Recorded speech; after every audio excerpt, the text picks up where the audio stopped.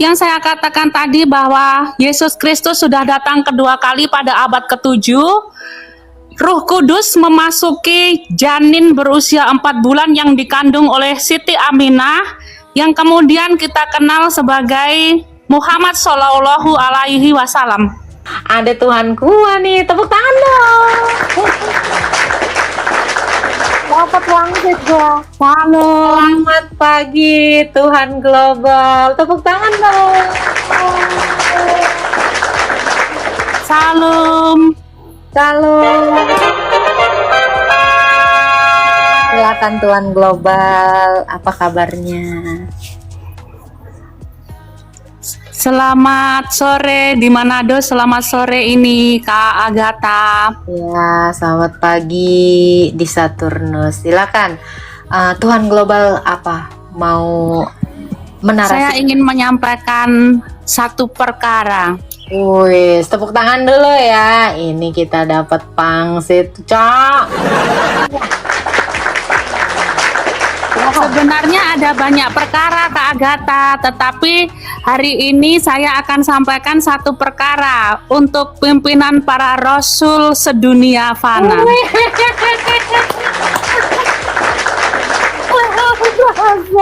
Nge-give kalian, woi. Buru. Silakan Tuhanku yang mulia. Perkara pertama adalah saya akan menceritakan tentang Wahyu nih. ketika Allah hanya sendirian saja. Belum ada apa-apa, Allah sendirian saja, belum ada apapun selain Allah sendiri. Kemudian Allah berkehendak. Kehendaknya itu adalah percikan cahaya yang pertama. Itu kehendak pertama Allah.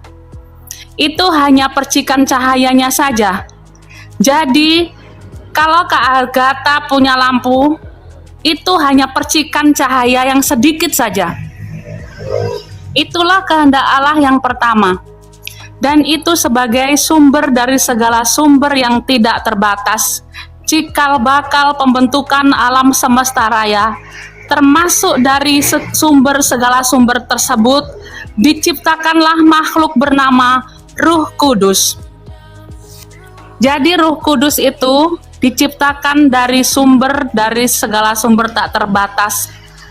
Percikan cahaya Allah yang pertama yang merupakan kehendak Allah tersebut.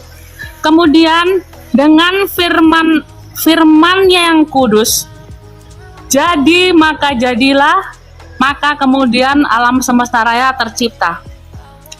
Setelah itu Allah memiliki kehendak lain menciptakan makhluk spiritual pertama. Dan makhluk spiritual pertama itu adalah Adam.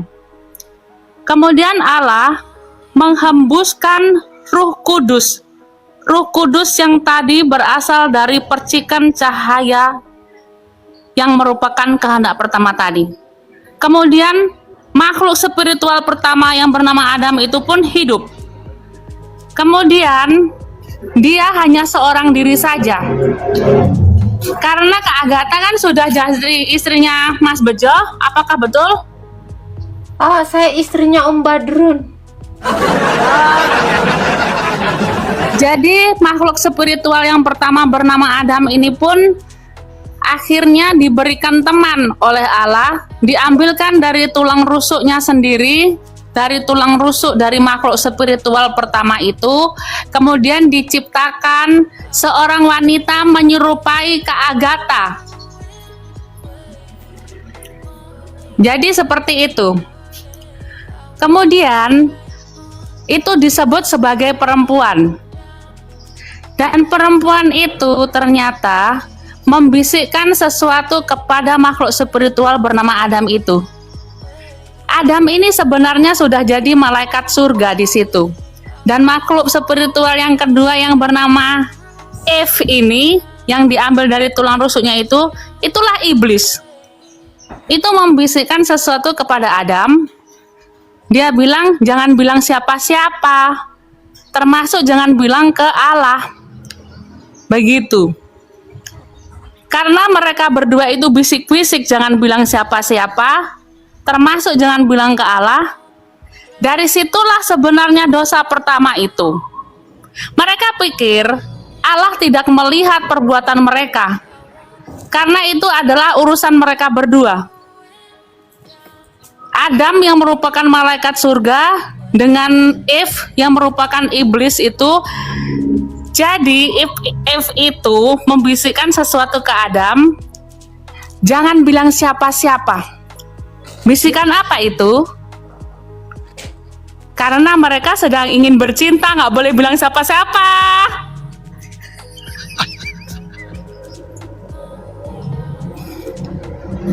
Jadi begitu, dipikirnya Allah nggak tahu. Padahal Allah Maha tahu dan melihat segala sesuatu yang mereka lakukan. Jadi ketika mereka melakukan bercinta itu, jangan bilang siapa-siapa. Allah pun menegur mereka. Adam, Eve, apa yang sudah kalian lakukan? Dari situ Adam Eve ketakutan dan bersembunyi di balik rimbunan. Kemudian Allah memanggil lagi, Adam, Eve, di mana kau? Sebenarnya pada saat itu Allah hanya pura-pura saja. Padahal Allah tahu apa yang sudah mereka lakukan. Karena Adam dengan Eve sudah berani bercinta tanpa menyebut nama Allah. Iya. Maka dari itu, itulah yang dinamakan Eve yang sebagai iblis dan Adam malaikat surga itu sudah melakukan dosa karena mereka bercinta tanpa menyebut nama Allah. Karena iblis Eve tadi bilang begini, jangan bilang siapa-siapa ya Adam, mari kita lakukan. Bilang begitu. Dan Adam bilang, aduh bagaimana ya, kan Allah sudah melarang, jangan bilang-bilang Allah. Bilang begitu. Jadi intinya itu awal mulanya dosa pertama itu bercinta, jangan bilang siapa-siapa. Oh, dosa pertama iclik, woy. Karena itu dosa pertama manusia sebagai makhluk spiritual pertama di surga. Makanya kalau mau bercinta itu harus bilang Allah dulu. Gak boleh Nanti kalau diam-diaman. misalnya Allah nggak ngejawab gimana?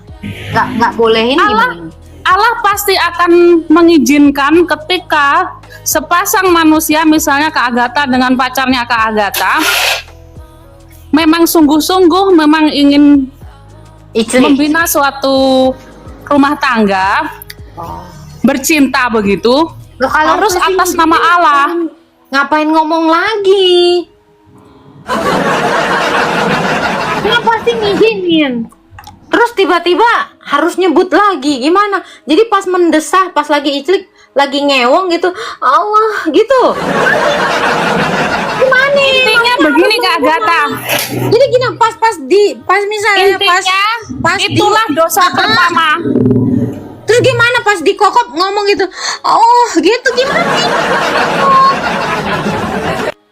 Itulah sebenarnya dosa pertama Adam dengan Eve itu mereka bercinta tanpa minta izin kepada Allah. Hanya pasti diizinin. Sebab Allah sudah bilang begini, Adam, Eve, jangan mendekati buah kuldi. Karena buah kuldi itu dari pohon, ya, pohon kuldi itu adalah pohon pengetahuan baik dan buruk. Jadi kalau engkau mendekati bercinta, artinya kamu sudah berani untuk menerima akibat dari buah bercinta itu. Siapa yang berani bercinta, dia akan memetik buah. Buahnya itu ada dua, buah baik dengan buah buruk. Kalau tidak bisa memilih dan memilah, maka akan masuk neraka. Contohnya, ketika mau bercinta itu harus pertama-tama ingat kepada Allah. Katanya nanti kalau kau dekati kau akan mati. Berarti manusia ini mati gara-gara makan itu, gitu. Iya, itu karena dosa pertama. Nah, terus karena mereka bercinta tanpa bilang-bilang ke Allah. Oke. Misalnya global, misal si Ainun di bawah ini bercinta. nggak bilang nama Allah, bilang nama Allah. Terus mereka juga nggak deketin pohon, kok mati juga? Ini contohnya si Ainun. Nih Ainun ada di bawah. Ainun ini udah bercinta, bilang nama Allah. Terus mereka juga nggak deketin pohon kuldi, terus mati juga. Berarti Iya, apa? karena mereka semua manusia-manusia yang sekarang ada itu adalah keturunan Adam dan Eve. Jadi mereka semua mewarisi dosa warisan itu tadi. Oh, ini berarti Selama- bukan atas kehendak Tuhan. Selama mereka melakukan bercinta tidak menyebut nama Allah, mereka sudah berdosa lagi dan mereka akan tunggang langgang dalam karmanya itu terus-menerus seperti itu, akan terus berputar-putar. Oke. Yang nanti kita kalau bercinta sebut namanya ya. Nanti saya sama Mas Bejo pas lagi iclik ya. Gitu ya. Gitu. Oke. Oke, ini tutorial yang bagus. Dan teman-teman yang di bawah juga jangan lupa ya. Ini kan umat-umatku ya, Agnes, Happy. Kalian ingat ya, biar kalian nggak jatuh dalam dosa, kalian harus sebut namanya. Ya kan? Oke. Yesus Kristus sudah sempurna. Hidupnya sudah sufi, hidupnya kudus. Dia hidup seturut dengan firman Allah. Seperti hukum bagus, kasih, bagus. hukum terbesar yang Bagus, sudah diajarkan. Lu. Kasihilah Tuhan Allahmu dengan segenap hatimu, dengan segenap jiwamu, dengan Lalu segenap bagaimana akalmu. dengan Nabi ke-25?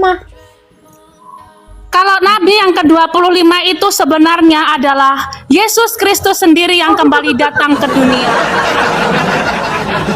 Katanya dia udah sempurna taat. Tidak menikah itu udah dalam ketaatan kudus. Tiba-tiba dia jadi Nabi ke-25 jadi nggak taat. Mending tahu begitu nggak reinkarnasi jadi ke-25. Karena dia sudah sangat sempurna, akhirnya dia ingin menyempurnakan lagi dirinya. apa? Makanya dia datang kedua kali ke dunia untuk menyempurnakan kasih sayangnya, mahabbahnya, untuk bisa merasakan bagaimana Oh, tadi rasanya katanya bercinta. Udah sempurna kok disempurnakan. Di mana-mana yang disempurnakan itu yang belum sempurna. Logikanya kan gitu. Tapi Yesus ketika dia sudah bangkit, kemudian dia mau ke atas, ke langit, dia mengatakan kepada muridnya, "Aku akan datang kembali untuk kedua kalinya." Untuk Maka, nikah, untuk iclik. iya betul. Nah, terus? Jadi- Dan waktu dia iclik namanya siapa? Muhammad Shallallahu Alaihi Wasallam. Jadi yang iclik ini yang mana? Namanya siapa yang iclik ini? Kan waktu itu Yesus nggak iclik. Nah, yang iclik yang namanya siapa? Karena roh Yesus turun lagi ke dunia, dia memasuki wadah dari Siti Aminah. Ketika janin Nabi Muhammad Shallallahu Alaihi Wasallam berusia 4 bulan, disitulah Roh Kudus memasuki janin Muhammad. Disitulah Yesus Kristus mulai kehidupannya lagi.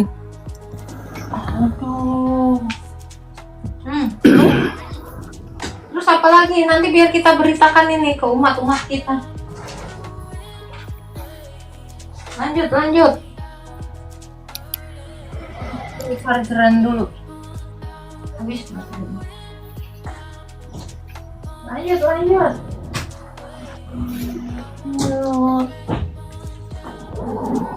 Habis, Cok. Baterai gue.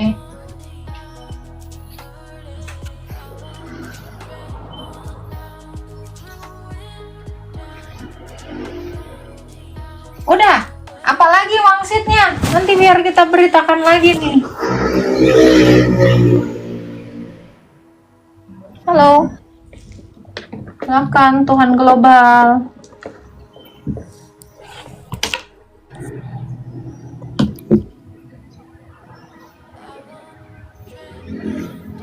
Halo. Tuan Global, silakan. Iya, Silakan, apalagi wahyunya biar nanti saya beritakan kepada umat kita. iya, yang saya katakan tadi bahwa Yesus Kristus sudah datang kedua kali pada abad ke-7. Roh Kudus memasuki janin berusia 4 bulan yang dikandung oleh Siti Aminah, yang kemudian kita kenal sebagai Muhammad Shallallahu Alaihi Wasallam. Lalu, Jadi berarti sudah disempurnakanlah mahabbah dari Yesus Kristus yang dari abad 1 Masehi, dan sudah sempurna semuanya itu, tinggal menjalani saja. Artinya kunci kehidupan kekal sudah diajarkan melalui tutorial Yesus ketika naik ke surga, ke langit. Itulah sebenarnya yang terjadi setelah kematian, bahwa kita tidak perlu takut tentang surga dan neraka setelah kematian jasad, sebab Yesus sudah mengajarkan dengan sebenar-benarnya. Cukup 3 hari di dalam tanah, maka Roh Kudus akan kembali ke kehidupan kekal, berkumpul dengan percikan cahaya ilahi yang menjadi kehendak Allah yang pertama itu. tapi itu tadi ya. Gimana? Silakan. Maka sebenarnya yang dimaksudkan dengan surga dan neraka itu adanya di saat kita masih hidup di dunia yang fana ini. Dan kemudian Allah sudah berjanji ketika Yesus berdoa kepada Allah bahwa waktu itu Yesus mengatakan, memohon dengan sungguh-sungguh agar dijadikanlah bumi ini seperti di surga. Maka sesungguhnya ketika nanti Agatha Palermo sebagai pimpinan para rasul sudah berhasil memberikan ajaran kepada semua umat manusia di planet bumi bahwa janganlah takut kepada kematian, sebab Yesus sudah mengajarkan tutorial masuk ke kehidupan kekal dengan sangat sempurna. Hanya menunggu 3 hari saja di dalam tanah, maka setelah itu Roh Kudus dari masing-masing orang yang sudah mati akan terangkat ke atas untuk berkumpul kembali di kehidupan kekal di sisi Allah. Sebab bagaimana? Katanya kan nunggu 3 hari seperti Tuhan Yesus gitu. Nah, bagaimana dengan Nabi Muhammad? Kok udah berapa ratus tahun belum bangkit? Begini, karena Muhammad itu adalah Yesus Kristus sendiri yang sudah turun lagi pada abad ke-7. Artinya sekarang ini di kehidupan kekal hanya tinggal lagi Allah yang sendirian tadi dengan cintanya yang besar. Tidak ada Yesus di sebelah Allah, sebab Yesus sudah turun di abad ke-7 dan sudah berreinkarnasi sebagai Muhammad, dan sekarang ada di alam kubur.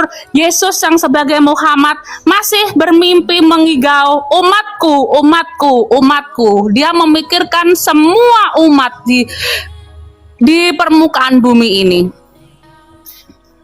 Dia memikirkan umatnya, setidaknya dia bangkit dulu kan, baru dia menyelamatkan umatnya. Dia cuma memikirkan aja tapi nggak bisa berbuat apa-apa. Apa gunanya? Karena Yesus sudah bercinta, sudah waktu Yesus di abad 7 turun ke jasadnya Muhammad itu, dia sudah jadi Muhammad, sudah bercinta. Jadi karena itu ketika dia meninggal, dia belum bisa bangkit seperti yang dilakukannya pada abad ke-1 karena dia tidak hidup kudus. Jadi ruhnya terasa berat memikirkan segala sesuatunya. Yang dipikirkan adalah umatnya sendiri. Yang dipikirkan adalah semua manusia di planet bumi. Dia tidak memikirkan anaknya Fatimah, tidak memikirkan cucunya yang dipenggal kepalanya di pertempuran Karbala. Dia memikirkan umat semua segala bangsa, karena dia adalah Yesus yang penuh kasih sayang. Dia mengasihi sesama manusia seperti mengasihi dirinya sendiri, karena dia tidak memikirkan keluarganya sendiri, tapi justru memikirkan umat semua manusia yang ada di planet bumi. Oke. Berarti kalau misalnya berbuat dosa nggak bangkit ya?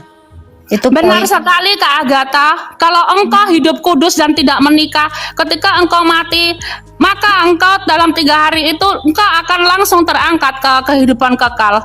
Tetapi kita semua adalah keturunan Adam, makhluk spiritual pertama. Artinya kita semua tidak akan pernah masuk ke kehidupan kekal sebelum karma Berarti Tuhan karma Yesus leluhur ini bukan kita putuskan. keturunan Adam dong. Berarti Tuhan Yesus bukan keturunan Adam dong, karena dia beda. Tidak.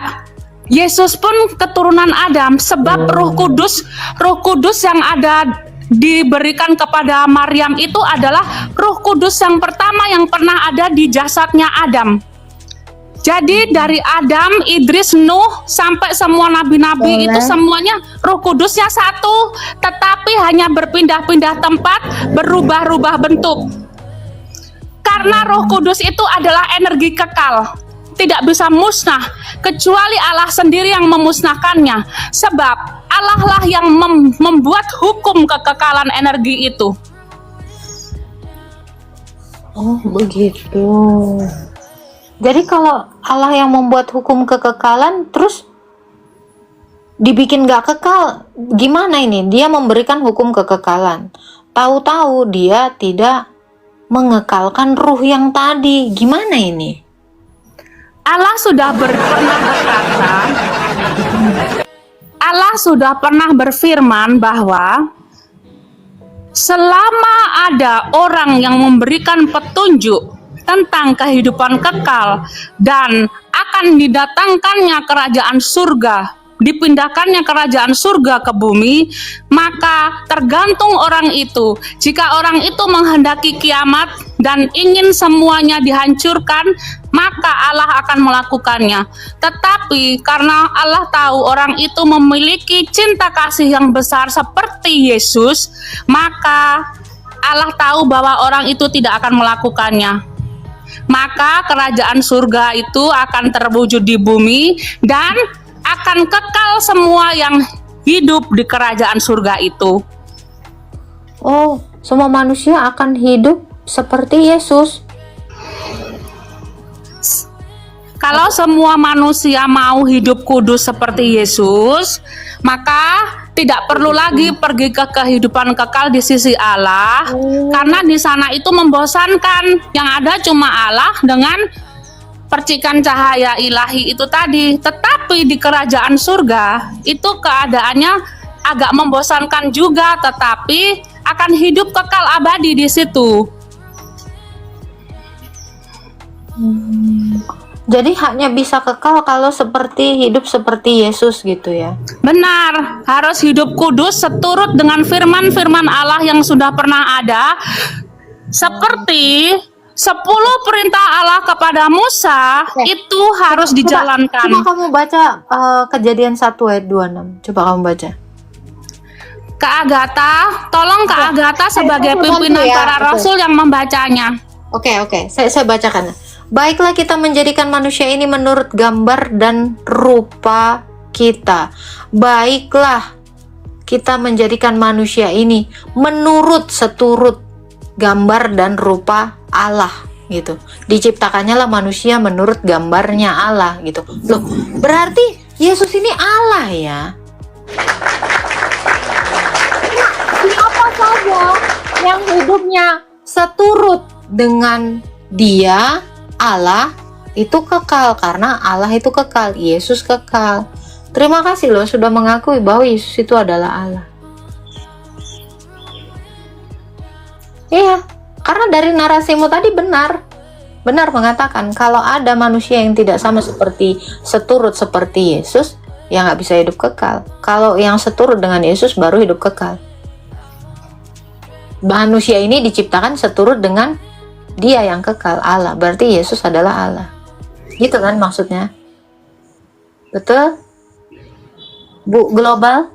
Iya, intinya adalah bahwa jika kita hidup kudus seturut firman Allah di dalam Torah, ajaran Nabi Musa menjalankan 10 perintah Allah, juga mengikuti ajaran Yesus Kristus yang murni. Kalau laki-laki harus bersunat, tidak makan babi, kemudian hanya menyembah kepada Allah, kemudian selalu mengasihi sesamanya manusia sama seperti mengasihi dirinya sendiri, ditempeleng pipi kanan, berikan saja pipi kiri juga kalau belum cukup. Dan juga mengasihi Allah sendiri dengan segenap hati, segenap jiwa, segenap akal budi, dan dengan segenap kekuatan. Dan juga seperti Kak Agatha, selalu mengampuni orang-orang yang bersalah. Begitu Kak Agatha. Iya.